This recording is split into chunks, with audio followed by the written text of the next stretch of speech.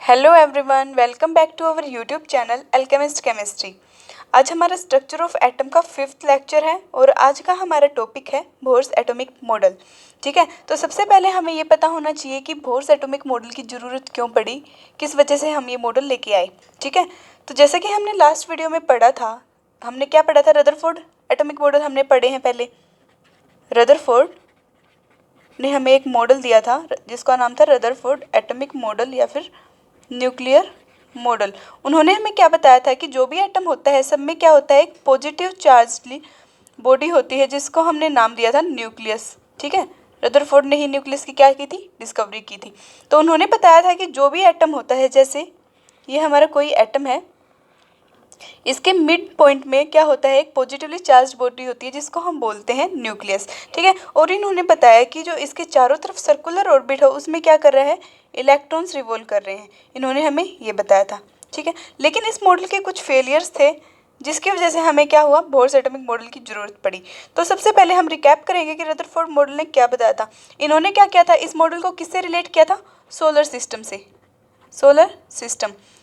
Solar system में जैसे planets होते हैं उस तरह से क्या कर रहे हैं, इलेक्ट्रॉन काम कर रहे हैं, जैसे प्लैनेट्स काम कर रहे हैं। और जो न्यूक्लियस है ये किसकी तरह काम कर रहा है, सन की तरह। हमने ऐसे रिलेट किया था।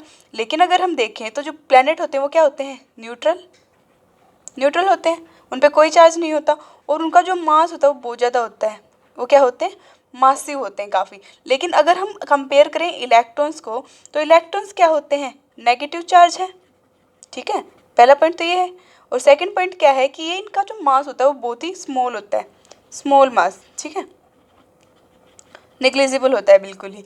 इनमें थोड़ा सा ये डिफरेंस था। और जैसे जो प्लैनेट्स और जो हमारा क्या है, पूरा सोलर सिस्टम क्या है, एक फोर्स से बंधा हुआ है, जैसे हमारे ग्रेविटेशनल फोर्स लगता है, उसी तरह से इसमें बताया था कि एक इलेक्ट्रोस्टैटिक कोलम्बिक फोर्स लगा हुआ है दो एटम्स के न्यूक्लियस के बीच में, जिसको इन्होंने बताया था, वो जो फोर्स है उसको कैसे बताया था, के Q1 Q2 over are square, जिसमें Q1 Q2 क्या काम कर रहे हैं, चार्ज का काम कर रहे हैं, और आर क्या है, सेपरेशन, जो डिस्टेंस, जो उन दोनों के बीच में डिस्टेंस है उसको डिफाइन कर रहा है। ठीक है, इस फोर्स से वो क्या है, बंधे हुए हैं और इस वजह से क्या हो रहा है, वो स्टेबल हैं। ठीक है, इन्होंने ऐसा बताया था।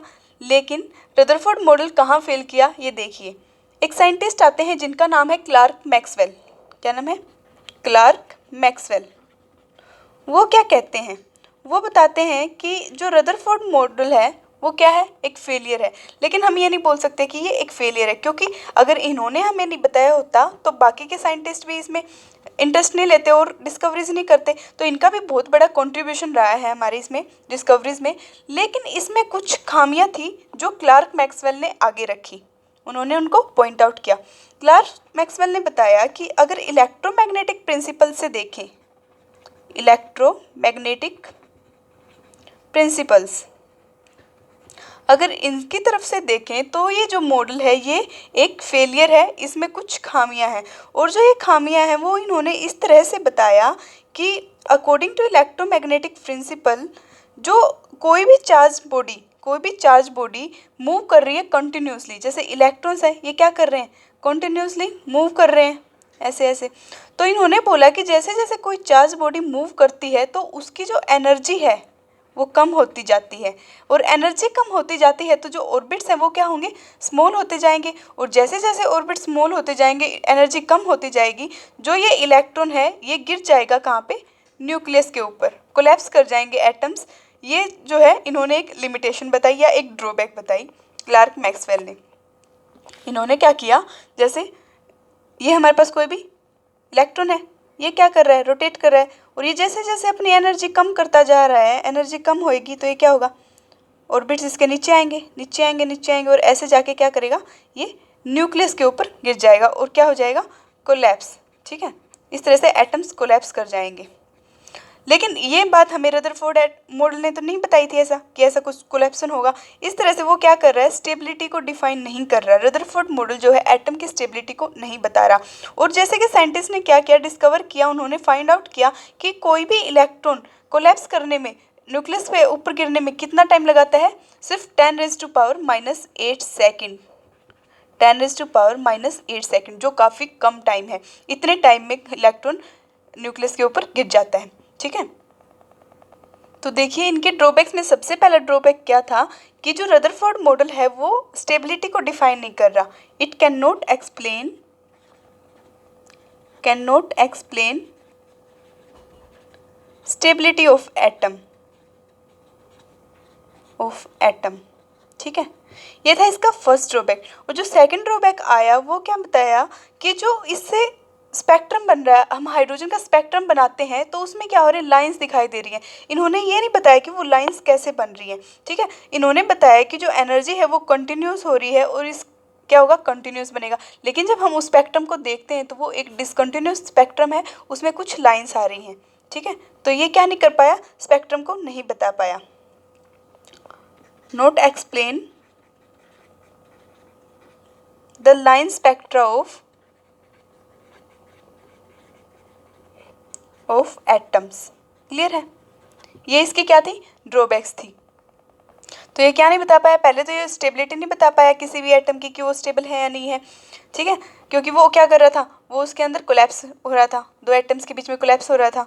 सेकंड, ये क्या कर पाया कि इसने लाइन स्पेक्ट्रा नहीं बता पाया ये एटम्स का, और इसमें कॉन्टिन्यूस जो हो रहा है डिस्ट्रीब्यूशन एनर्जी का उसको भी एक्सप्लेन नहीं कर पाया। ठीक है, इन सब ड्रॉबैक्स की वजह से ही हमें ज़रूरत पड़ी बोर्स एटॉमिक मॉडल की। ये देखने के बाद नील्स बोर नाम के साइंटिस्ट आगे आए इन 1913 में नील्स बोर आए और वो लेके आए अपना बोर्स एटॉमिक मॉडल। क्या लेके आए, बोर्स एटॉमिक मॉडल। तो इन्होंने अपने मॉडल में क्या क्या पोस्टुलेट्स दिए, क्या क्या पॉइंट्स दिए, वो देखिए। इन्होंने जो सबसे पहले बताया कि कोई भी जो एटम होता है उसके अंदर एक पॉजिटिवली चार्ज्ड बॉडी होती है, जो रदरफोर्ड ने भी बताया था। तो पहला पॉइंट तो इसने यही बताया कि every atom consist of positively charged particle called nucleus. ये तो कोई नई बात नहीं है, ये तो हम पहले ही पढ़ते आए हैं कि उसमें क्या होता है, एक पॉजिटिवली चार्ज पार्टिकल होता है जिसका नाम रदरफोर्ड ने दिया था न्यूक्लियस। ये तो वही बात है। सेकंड पॉइंट जो इसने बताया वो काफ़ी इंपॉर्टेंट है, वो बहुत बड़ा डिफरेंस लेके आता है रदरफोर्ड मॉडल और बोर एटॉमिक मॉडल के बीच। सेकंड पॉइंट इन्होंने बताया कि जो एटम्स न्यूक्लियस के चारों तरफ क्या कर रहे थे, रिवॉल्व कर रहे थे, वो एक फिक्स ऑर्बिटल के अंदर, एक ऑर्बिट के अंदर क्या कर रहे हैं, रिवॉल्व कर रहे हैं। सबके लिए एक फिक्स ऑर्बिट है और जो वो ऑर्बिट है उनका एक फिक्स रेडियस है और एनर्जी भी उनकी क्या है, फिक्स है। तो सेकंड पॉइंट क्या है, electron of atom revolves around the nucleus only in certain fixed orbits, ठीक है, which have fixed energy and fixed radius।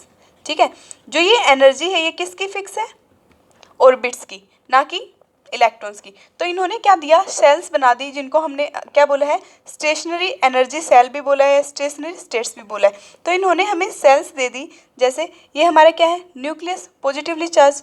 तो ये जो फर्स्ट ऑर्बिट दे दिया हमने, इन्होंने क्या दे दिया, फर्स्ट ऑर्बिट। ऐसे ही सेकेंड ऑर्बिट, फिक्स ऑर्बिट दे दिए और इनको नाम दे दिया सेल्स में 1 2 3 4 या फिर KLMN। ठीक है, जैसे इसका नाम दे दिया KLMNON सो ऑन। इस तरह के हमने सेल्स को नाम दे दिए और इनको बताया कि जो इनका जो एनर्जी होती है वो क्या रहती है, फिक्स रहती है, और जो इलेक्ट्रॉन्स है वो क्या करेंगे, फिक्स ऑर्बिट में रिवॉल्व करेंगे। ऐसा नहीं है कि वो कोलैप्स कर जाएंगे, वो फिक्स ऑर्बिट में ही रिवॉल्व करेंगे। थर्ड पॉइंट देखिए, थर्ड पॉइंट क्या था, थर्ड पॉइंट में इन्होंने बोला कि जो इलेक्ट्रॉन्स है किसी भी ऑर्बिट के अंदर, जैसे ये न्यूक्लियस है और ये हमारा है फर्स्ट ऑर्बिट, इसके बाद है सेकंड ऑर्बिट। जैसे इसमें जो इलेक्ट्रॉन्स है सेकंड ऑर्बिट में, ये क्या कर रहे हैं, कोई भी एनर्जी लॉस नहीं करेंगे और गेन नहीं करेंगे। जब तक ये इस ऑर्बिट के अंदर प्रेजेंट है इनमें एनर्जी का कोई ट्रांसमिशन नहीं होगा। उनके बीच में क्या है, जैसे जैसे टाइम बढ़ता रहे, चाहे ये कितनी भी देर इस ऑर्बिट में रहे, उसकी एनर्जी एज इट इज़ रहेगी। ठीक है, तो जो थर्ड पॉइंट है वो बोलता है कि the energy of an electron energy of an electron in the orbit does not change with time, कि टाइम के साथ उनमें कोई फर्क नहीं पड़ेगा उसकी एनर्जी में जब तक वो उसी ऑर्बिट के अंदर प्रेजेंट है। क्लियर है। और जो फोर्थ पॉइंट था वो इन्होंने बताया कि सिर्फ वही ऑर्बिट्स परमिटेड होंगे जिनका जो एंगुलर मोमेंटम है इलेक्ट्रॉन का वो किसका मल्टीप्लाई होगा, वोल नंबर मल्टीप्लाई होगा h/2 का। ठीक है। तो देखिए फोर्थ पॉइंट क्या बोला, only those orbits are permitted, only those orbits are permitted in which the angular momentum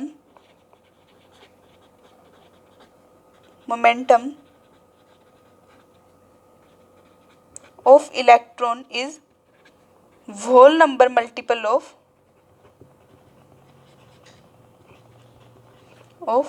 h/2 अब इसमें आती है बात एंगुलर मोमेंटम की कि एंगुलर मोमेंटम क्या होता है।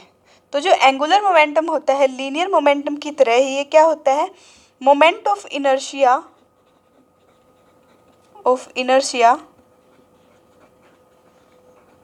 एंड लीनियर वेलोसिटी का क्या होता है, प्रोडक्ट।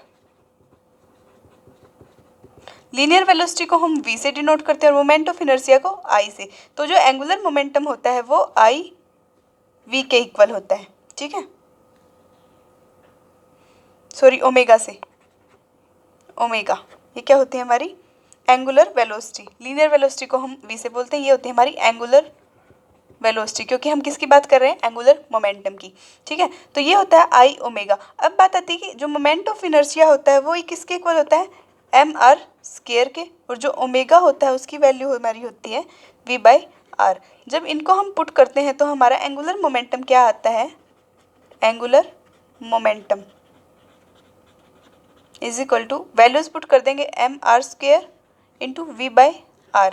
तो जो एंगुलर मोमेंटम है वो आएगा mvr, और इसने क्या बोला है, जो एंगुलर मोमेंटम है वो किसके इक्वल होना चाहिए, h/2 के मल्टीपल के।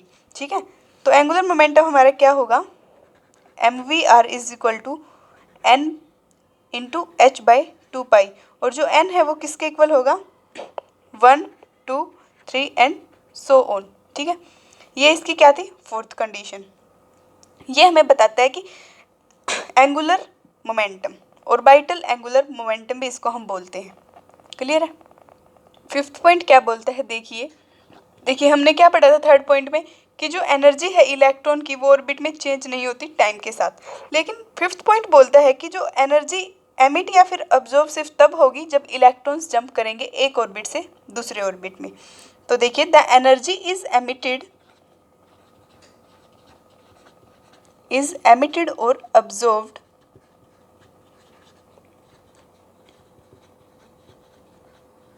only when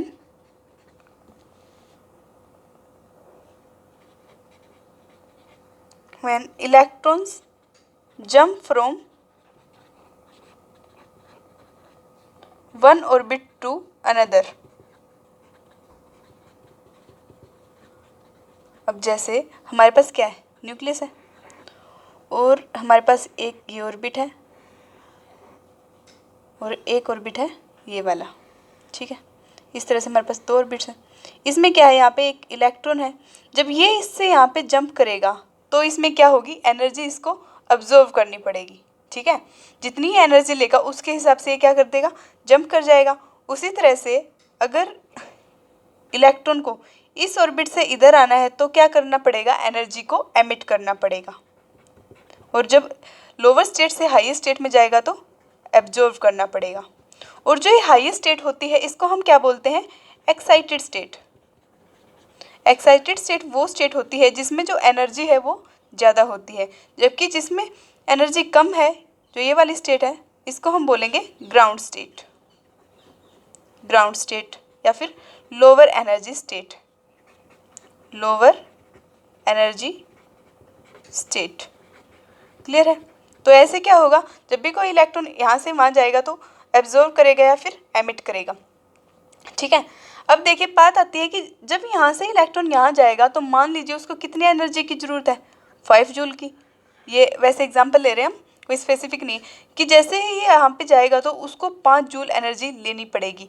ऐसा ही क्या होता है जब ये यहाँ से यहाँ वापस जंप करेगा तो उसको क्या करना पड़ेगा, 5 जूल एनर्जी ही एमिट करनी पड़ेगी।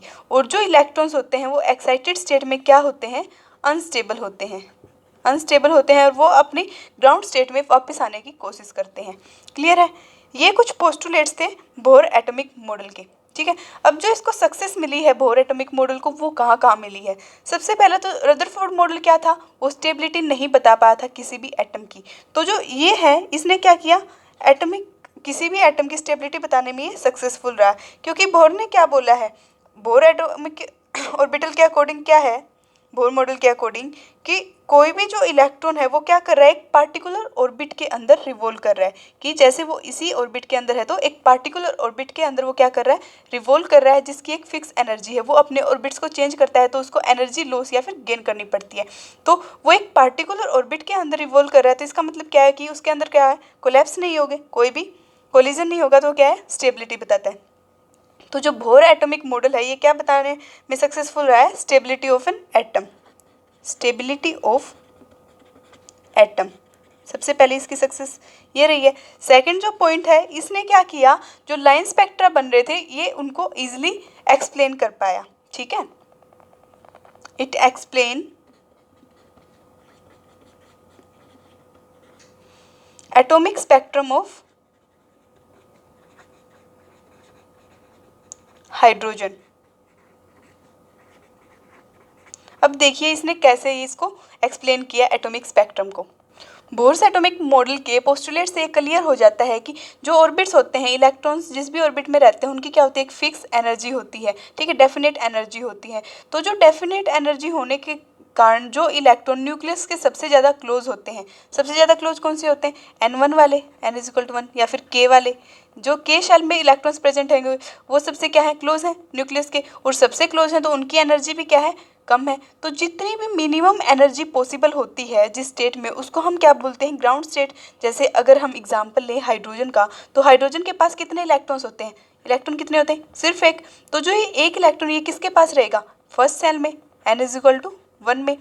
तो इस स्टेट को हम बोलेंगे ग्राउंड स्टेट। और जैसे ही इस इलेक्ट्रॉन को हम बाहर से कोई किसी अनदर सोर्स से, आउटसाइड सोर्स से एनर्जी देते हैं तो वो कुछ एनर्जी अब्जॉर्व कर लेता है जितनी उसे चाहिए, और वो एक्साइटेड स्टेट में क्या कर देता है, जंप कर जाता है दूसरे ऑर्बिट में, और उसको क्या बोल देंगे हम, एक्साइटेड स्टेट। ठीक है, तो जो ये क्या है, मैंने पहले बताया कि जो एक्साइटेड स्टेट होते हैं वो क्या होते हैं, अनस्टेबल होते हैं। ठीक है, और वो क्या करते हैं, कोशिश करते हैं वापस से अपने ऑर्बिट में आने की।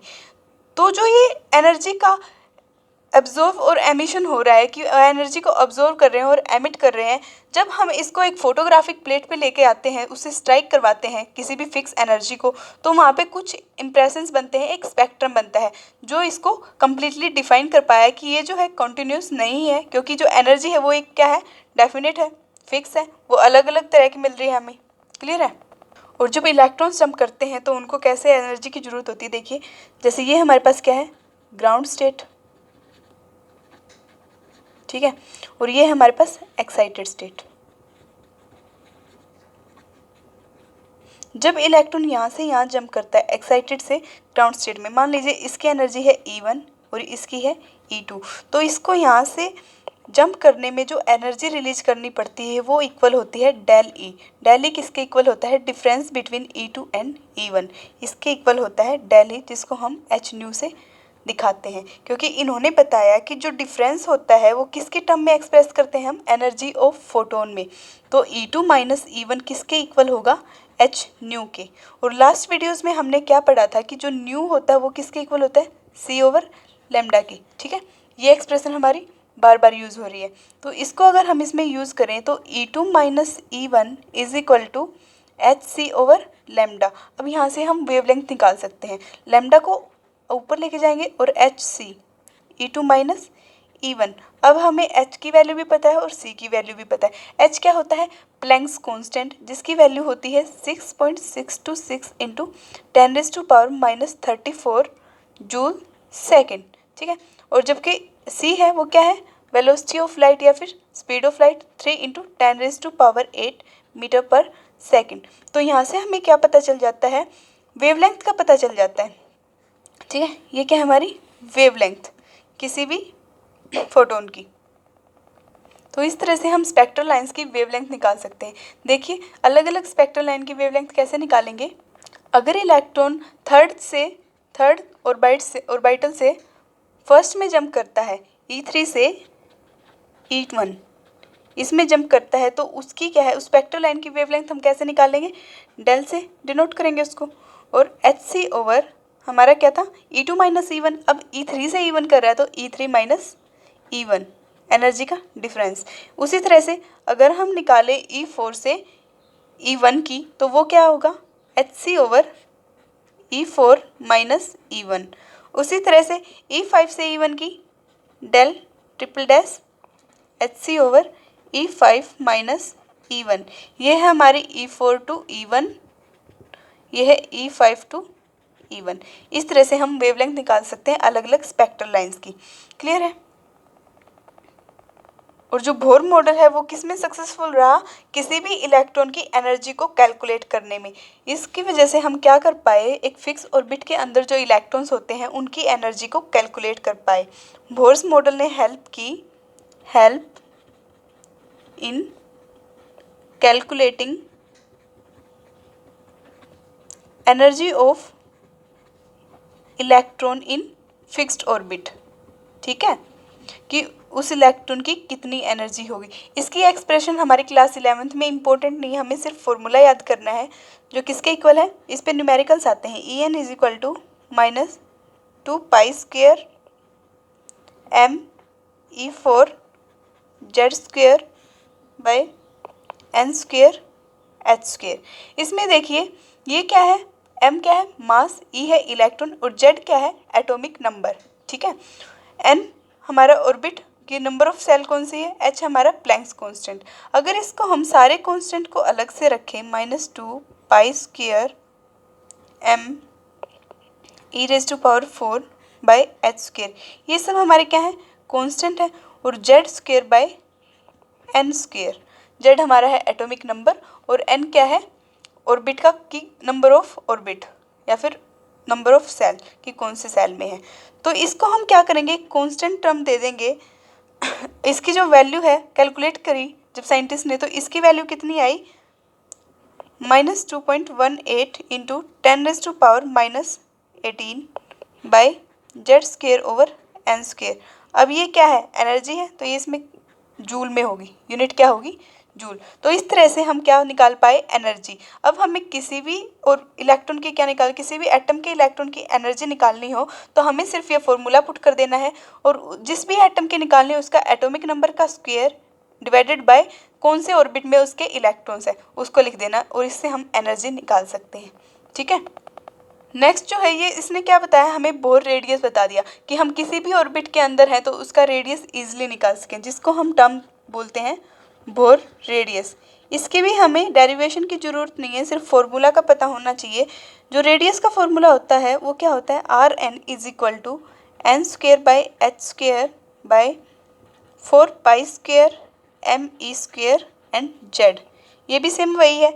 अब जैसे इन कांस्टेंट को हम अलग से रख लें, h² 4 π² me², ठीक है, इंटू h² z। इसमें क्या है, सॉरी n², h² यहाँ पे n² z। इसमें n क्या है, नंबर ऑफ ऑर्बिट की कौन से ऑर्बिट के अंदर है, और z क्या है, एटॉमिक नंबर। तो जो ये है इसकी वैल्यू जो है इसको हम a0 से लिख सकते हैं, a0 इंटू n² z। और जो a0 है इसकी वैल्यू काउंट की तो कितनी आई, 52.9 पिकोमीटर। ठीक है, अब हमें जिसका भी रेडियस निकालना हो, बोर रेडियस निकालना हो जिस भी ऑर्बिट का, क्योंकि n क्या है, ऑर्बिट को डिफाइन कर रहा है कि कौन सा ऑर्बिट है, तो हम सीधे पुट कर देंगे ये वैल्यू 52.9 इंटू जो भी उसका ऑर्बिट है, ठीक है, n, और डिवाइडेड बाय उसका एटॉमिक नंबर। ये हमारा आ जाएगा बोर रेडियस। क्लियर है। तो ये थी सक्सेस बोर एटॉमिक मॉडल की। तो उसने क्या क्या बताया, वो एटम की स्टेबिलिटी बता पाया, सबसे पहला तो स्टेबिलिटी। सेकंड उसने क्या बताया कि वो एनर्जी काउंट कर पाया इलेक्ट्रॉन्स की। थर्ड उसने बताया बोर रेडियस, और एक उसने बताया था कि एटॉमिक स्पेक्ट्रा को वो इजीली डिफाइन कर पाया। ये उसकी सक्सेस रही। क्लियर है? तो बोर एटॉमिक मॉडल में तो यही था। क्लास 11th में इतना इनफ है। अगर इतना आपको आता है तो आपके क्वेश्चंस अटेम्प्ट हो जाएंगे। तो आज के लिए इतना ही। नेक्स्ट टॉपिक में हम पढ़ेंगे एटॉमिक स्पेक्ट्रा के बारे में। ओके।